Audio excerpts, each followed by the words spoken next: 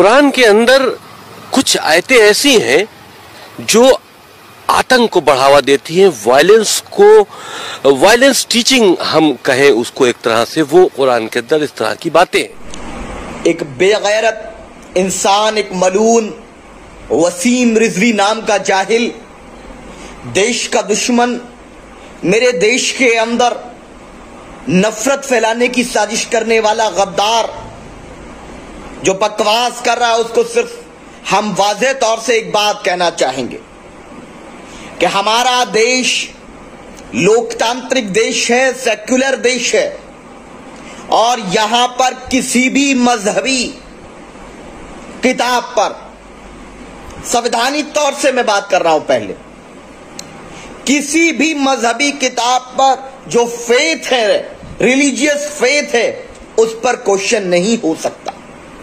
दूसरी चीज कि तू मुसलमान तो है ही नहीं, हम तुम्हें मुसलमान नहीं मानते, हमसे मुराद तुम्हारे जैसे के अलावा तमाम मसलब व मकतब व फिक्र के तमाम लोग तुझ जैसे जाहिल को मुसलमान नहीं मानते।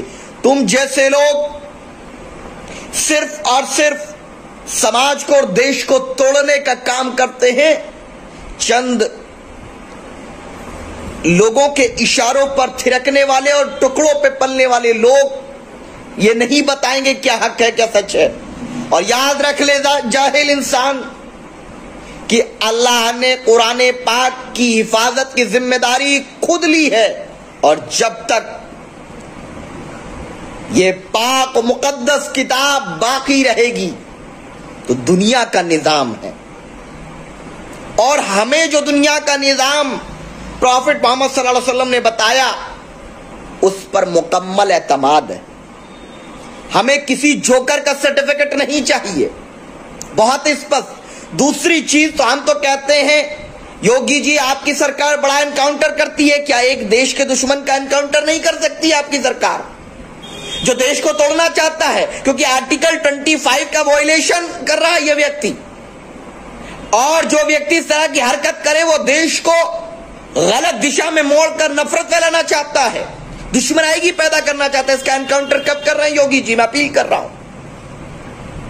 और याद रखिए, ऐसे फितने हमेशा सर उठाते रहे हैं, लेकिन न आज तक कोई कुरान पाक के अंदर तब्दीली कर सका न कर सकेगा।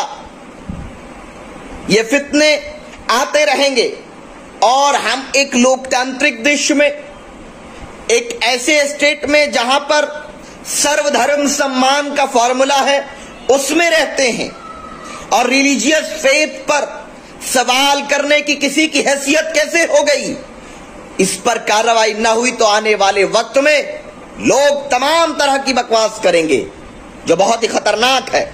इसीलिए देश हित को सर्वोपरि रखते हुए, समाज हित को सर्वोपरि रखते हुए, देश की एकता और अखंडता को सर्वोपरि रखते हुए मैं ये अनुरोध करता हूं कि ऐसे देश के दुश्मनों का एनकाउंटर होना चाहिए, सख्त से सख्त सजा, कन्विक्शन के जरिए या एनकाउंटर जो भी बेहतर हो किया जाना चाहिए, और एनआईए को भी इसकी जांच करनी चाहिए कि कहीं किसी आतंकवादी संगठन से तो इस शैतान के तार जुड़े हुए नहीं है, ये भी जांच का विषय है। और हम लोग इसमें लीगल कॉज पर भी काम करने की तैयारी कर रहे हैं। एडवोकेट वसीम साहब जो हमारे जिला कोऑर्डिनेटर है पीस पार्टी के फिरोजाबाद के, उनसे बात हुई है, इंशाल्लाह जल्द उसके रिगार्डिंग जानकारी दी जाएगी। इशातुल इस्लाम केराना यूट्यूब चैनल।